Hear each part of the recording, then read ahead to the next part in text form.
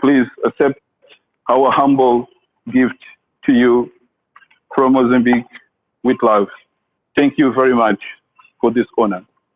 Oh, that is very kind of you, indeed. How many volunteers do you need for doing all this work in the kitchen? We have 24 collaborators here. But of course, because we need to expand this for all over the country, we'll need much more. Yes, indeed, yes. And that's splendid work. My organization is a community-driven conservation organization that was started way back in 1990.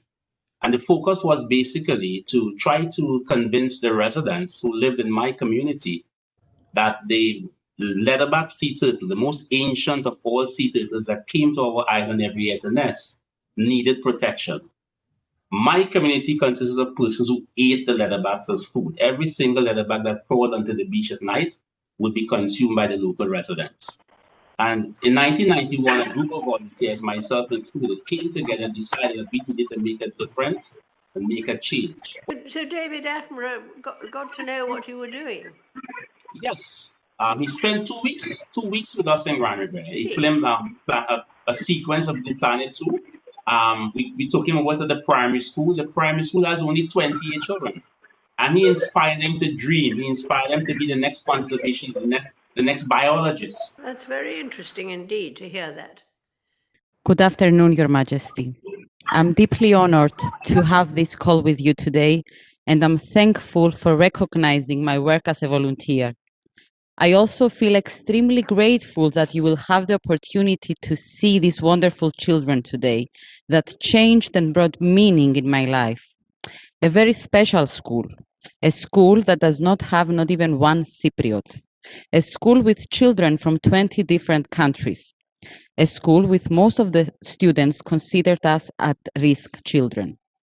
After 10 years teaching to that school, I learned so much from these children, and I literally feel that I learned life through them.